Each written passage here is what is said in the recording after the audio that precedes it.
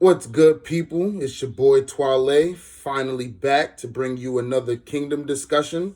I know it's been a long time, and I'm not doing all of the chapters that I missed. I'm only doing about three right now because gotta head out to do some other things. But for right now, we're gonna talk about chapters 618, 619, and 620 of Kingdom.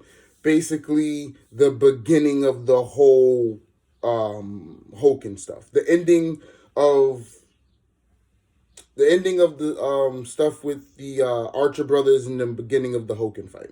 So first we're gonna talk about 618. And for the first time in ever, I've actually written down some notes just so that I can keep things a little bit coherent because I got a lot of chapters to catch up with in this month that we're gonna be on break with Kingdom. So hopefully I can catch up by then. But yeah. So 618 opens up with Jin continuing to save Ten by shooting his arrows as he's running. Now, it was stated in the previous chapter, 617, that his fingers are bleeding, his bones are showing, and for some reason his bow feels off. And we find out in this chapter that his bow fell off because it was at its breaking point. He was using it too much, putting too much tension on the bow, and it actually snaps in mid process of him trying to save Karyo Ten. So because his bow snaps in the middle of him trying to save Karyo Ten, I think he had about four more enemies to go before his bow actually broke. He decides to run towards Ten and literally throws himself in front of a horse, snapping its neck, throwing its rider off, and saving Karyo Ten in the process. But from the panel, it looked like the horse, the leg of the horse hit Jin like square in the chest and broke a few ribs. Like you even saw the sound effects for a snap, and a pop.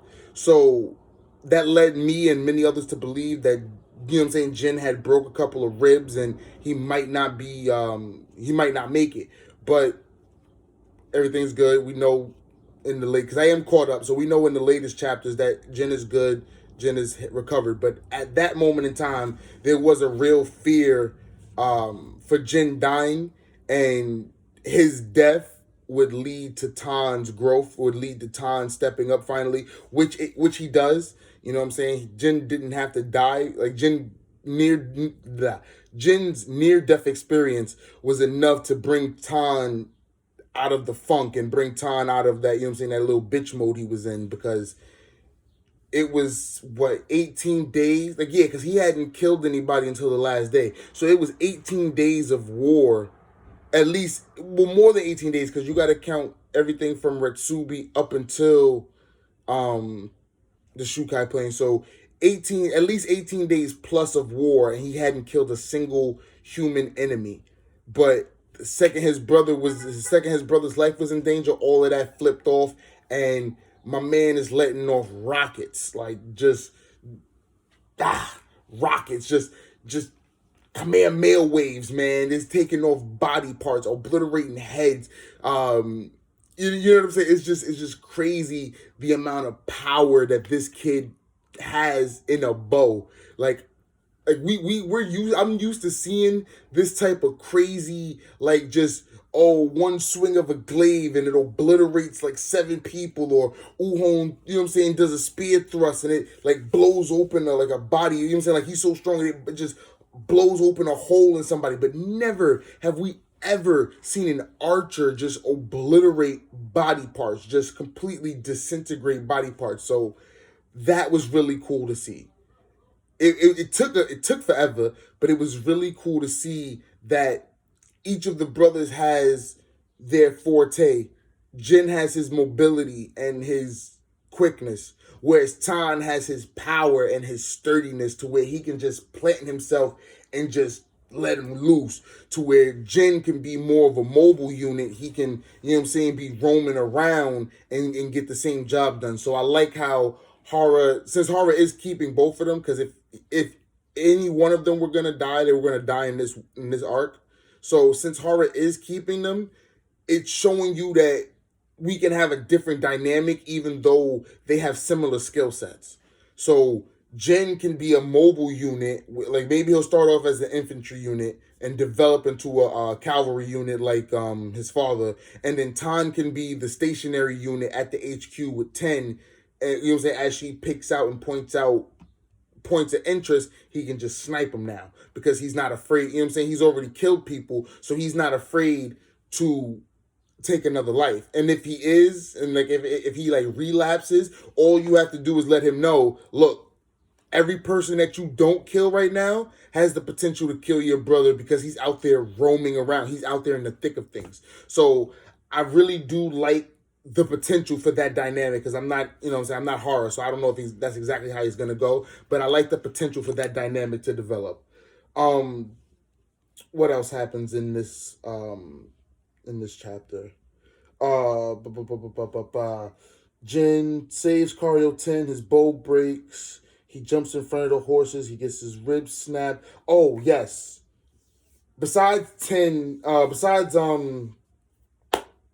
Tan, like sharpshooting everybody, there was also um the Karyo Ten and Kinmo discussion, the conversation that they had, where it was kind of like a mango. It was kind of like this. It was similar to the conversation that Shin had with Mangoku, where it was like, even though you're my enemy, even though you're, you know what I'm saying, you're an adversary, and Mangoku was a pretty shitty dude. It's like, I understand why you're fighting. You're not wrong for, you know what I'm saying, you're not wrong for why you fight. I understand why you fight, but I'm gonna, you know what I'm saying, I'm gonna inherit that. I'm gonna carry on. You know what I'm saying? I have to defeat you here, but I'm gonna carry on your will, your legacy, and things won't be the same as they were. You know what I'm saying? We'll make the proper changes to see the things that you want to see done as well. So I like that in the sense that it's personal development of Karyo Ten's quote unquote weight. Because even as a strategist, they still they might not have a great general's weight to where like you know what I'm saying, they just put fear in people upon hearing their names, but high level strategists should still have a certain level of weight. And I feel like Karyo Ten being the one to have this conversation and to have this heart to heart with Kinmo will only lead to her development, will only lead to her growth. And you know what I'm saying? Just like I said, how Mangoku's death added to Shin's weight, as we seen in the Hou Ken fight. Like Renko's death added to Shin's weight, as we saw in the Hou Ken fight. It's like, it's not only, you know what I'm saying, it's not only gonna be the deaths of Shosa or Koga, you know what I'm saying, the deaths of the High Shin unit members that will affect and impact and have a impact on her growth. It will also be the enemies that she comes up against, who she may respect, you know what I'm saying? She may have a level of respect for, but at the end of the day, this is war. And like she said, there's only one way to solve your differences in war, and that's through bloodshed. So I like I like that conversation a lot because again, it showed you that Ten is not like just some like foolish little kid just chasing Shin. She too is developing and understanding the complexities of war. Like more like not just on the strategic side, but more like on the personal, like moral, mental side too. So I like that a lot. And yeah, I think that was about it for 618. So I'm gonna just move on ahead to 619 because they kind of just flow together. So in the beginning of 619, we see um, Tan patching Ten up. We see him taking the arrow that got shot through her hand. We see him taking that out of her hand and patching her up. But what I found most impressive was the fact that, you know what I'm saying, as she's getting patched up, her men or the rest of the Haitian unit men that were around get her a horse, and she's right back to work. She's like, all right, Kimmo's dead. Hit this, hit that, hit this, hit that, and then make the push. And from the chapter, you see Dene. No, I'm sorry. Not well. You see Dene with Denyu, but it was highlighted that Sugan's infantry, Denyu, and Sosui's cavalry were making heavy pushes into the into Roboku's HQ, and that Koga was the farthest one ahead, and you know what I'm saying, she was making maneuvers to have Naki loop around to try to cut off Roboku's escape route. So I like the fact that, you know what I'm saying, like, fresh off the life threatening situation, she's right back at it, making moves, using her, you know what I'm saying, making good use of her men, and they're actually making a lot of headway to, like, I wouldn't put Koga, RIP Koga, I wouldn't put Koga like in the top spectrum of the Shin unit in terms of power or even strategy for that matter. So the fact that he was able to like push that far into Roboku's HQ with big, you know what I'm saying, with strategy from Karyo Ten, but off of his own merit, you know what I'm saying? It just goes to show you how truly powerful the Shin unit is after their awakening, because this is the same Roboku army. Yes, I know they're getting pincered, but again, this is the same Roboku army that was able to stonewall Denrimi and Soo with some crazy defensive formations that nobody had ever seen. And then once they moved into attack formations, they were able to use the origin strategy or the origin tactics. So it's like the Shin unit was making, you know what I'm saying, great strides against these same soldiers. So that just goes to show you how strong they have become truly. Like, not just Shin and Kyou Kai, but like the smaller guys like Sugen, Denyu, Dene, Koga, RIP Koga. Um, but yeah, after that, as they're pushing towards um Roboku's HQ, we get glimpses of the fight between Kane and Siryu, and I would have liked to have seen that fight end in turn. You know what I'm saying? Like, to just, but just because it was the first time we would have seen like a female versus female duel, but I knew that Karin wasn't. I mean, not Karin. That Kane wasn't gonna die. So, it is what it is. There, Bati steps up to save Kane. So that is what it is. What it is there. And at the very end of the chapter, though, Hou Ken's bum ass appears, and you know what I'm saying. Like, it's just like so. It's just so crazy how Hou Ken is this massive force, right? He's supposed to be a three great heaven. He's this massive entity on the battlefield, yet he just pops up out of nowhere. Like, if you look at the panels in which, like, the panels that lead up to that fight, like that lead up to him appearing, there's like no sign of him at all. Everybody's charging, the Shin unit's making good strides, and out of nowhere, right before, you know what I'm saying, Koga and his men clash with the Zao, it's like, no, we got a Megalodon shark tooth. It's like the glaive was so massive. It's like, where was he? Where was he this entire time? But I digress. It's Hou Ken, and it's to be expected with his character. He literally just pops up out of nowhere, and fuck it. That's just what it is. So Hou Ken pops up. He kills Koga, and at the very end, you see not Karyo Ten, you see Kyou Kai kind of snap, and you see her, like, because she's been waiting for this moment. She kind of, like, she felt him the night before, and she told Shin at the beginning of this battle that she would protect him from Hou Ken. So when he killed Koga, it snapped in her head, like, okay, he's here. It's time to go. It's time to get it. I got to kill him now. And that's where 619 ends and 620 picks up.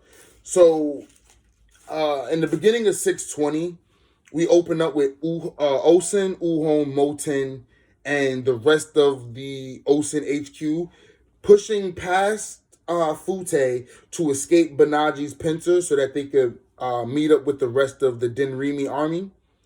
Now, the pincer maneuver by Roboku and Banaji was highlighted a couple of chapters ago when Banaji was retreating so easily and so quickly, when Gyoun, instead of retreating with Banaji, chose to fight and die well, he didn't choose to die, but he chose to fight against Uhon, and he ended up dying. Like, if Gyoun would have stayed, well, then again, no, because if Gyoun would have lived, then I don't think the right wing would have committed all of their forces. But still, if Yo-Un would have lived, then this pincer would have most definitely gotten to Osen, because Banaji by himself was almost able to get to Osen until Moten and Uhon came to help. So with Yo-Un there, that pincer most certainly would have worked. And with Banaji being injured and Fute just being Fute, Osen, Uhon, and Moten are able to link up with the Denrimi army. And when they link up with the Denrimi army, they see that the right wing, that Shin and them are making the most strides into the Raboku army. So everything, you know what I'm saying? So they're happy about that, especially Moten, because, you know what I'm saying, like internally he's like, yes, good shit, Shin. And you know what I'm saying? It's at this point though, like right when Moten is like, yes, our right wing is making the most headway, it's right at this point that everybody like Bihei and Ko and the rest of the High Shin unit members, especially the OG 100-man unit, like they're all feeling and starting to, like they're all like starting to realize and starting to get the information that Hou Ken is on the battlefield, and they all know off rip Shin is gonna fight him. And Bihei speaks to this. Bihei is like, yo, I would love to run. I would love nothing more but to run and go away and just like Raboku's HQ is gonna fall. I would love nothing more but just hide until it's all done. But I know for a fact that Shin is gonna fight him. And I have to be there when Shin fights him. And it's like, it's an instinctual thing that all of the members of the High Shin unit feel. Because every OG member, like I said, every member of the original 100-man unit all made their way to witness the battle between Hou Ken and Shin. But before that can even begin, my girl Kyou Kai is out here with the Tone Tantan. Because when Hou Ken appeared, like I said, he killed Koga, and the High Shin unit was already on this bloodlust. They was already on this high, the morale boost, and they you know what I'm saying, they was hyped.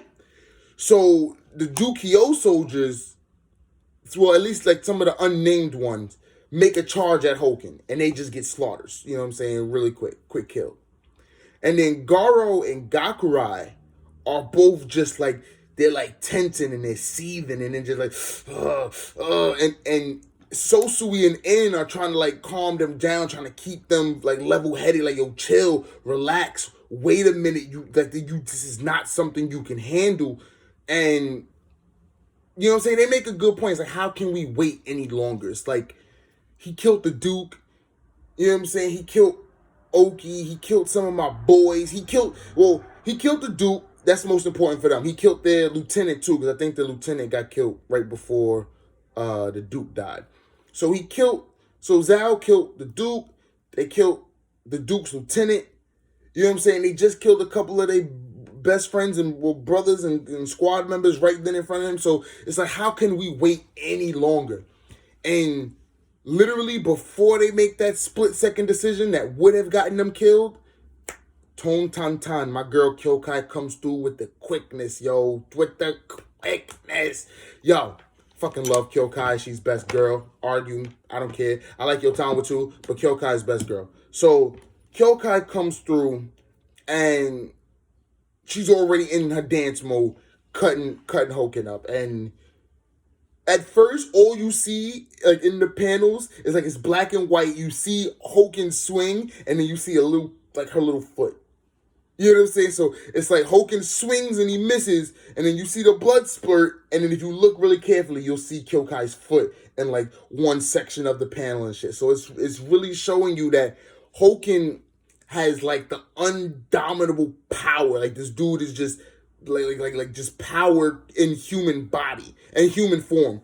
But Kyou Kai on the hand is speed. Like, you know what I'm saying? She is pure speed. And it's so nasty how she was like how this fight goes. But yeah, so that's the beginning of the fight. Like I said, Hou Ken at first isn't able to keep up with the pure speed of Kyou Kai, but Kyou Kai in the same time is not able to land any significant like damage to Hou Ken. So while she is nicking him and cutting him and, you know what I'm saying, getting hits in the back and stuff like that, it's not like significant to where like, yeah, she stabbed him through the heart or she stabbed him through the head or, you know what I'm saying, she cutting his arm off or anything like that. But she is getting significant chip damage. You know what I'm saying? She's chipping away at the fucking monument that is Hou Ken, at the fucking statue that this dude is. So as they're fighting, what is it? Raboku, you know what I'm saying, starts to like have his inner monologues about how he'll watch over Hou Ken's final, you know what I'm saying, Hou Ken's final battle and his final moments and shit like that. So it's like, it kind of made you think, like, at least, like, upon this reread, because I reread these last 3 chapters right before making this video. So it, like, upon a reread and like knowing how it ends, it kind of makes it seem like Raboku was jinxing him. Like, it's like if you had confidence in Hou Ken to win, like he states in a couple of chapters, I think it's like next chapter or the chapter after. No, it's like a couple chapters when he starts fighting Shin. But when he, you know what I'm saying, like if he had all of this confidence that Hou Ken wouldn't lose, why would he be calling these Hou Ken's final moments? You know what I'm saying? So that kind of threw me off. But other than that, these group of chapters was really good. Again, the highlights from 618, Tan risking life and limb to save Karyo Ten. Jin risking life and limb to save Karyo Ten. Tan finally stepping up and actually killing somebody to save not only his brother, but to save Karyo Ten, the strategist, and, you know what I'm saying, basically the heart of the High Shin unit right now, because like Shin is the soul, but like if it wasn't for her, like she's the brains and the heart, my nigga. If Karyo Ten dies, then there's a lot of problems with the High Shin unit that morale boosting won't be able to fix right off the bat. So Ten stepped up and saved Tan. Ten's conversation with Kimmo, inheriting of his will, like I said before, that will only lead to her growing and her getting better and developing, much like Shin did when he had the conversation with Mangoku and things of that nature. And what was it? 619, we have Koga's death. R.I.P. to Koga. We have Denyu and Sugen, Sosui, and the rest of the High Shin unit pushing forward. We have Kinmo's death, and we have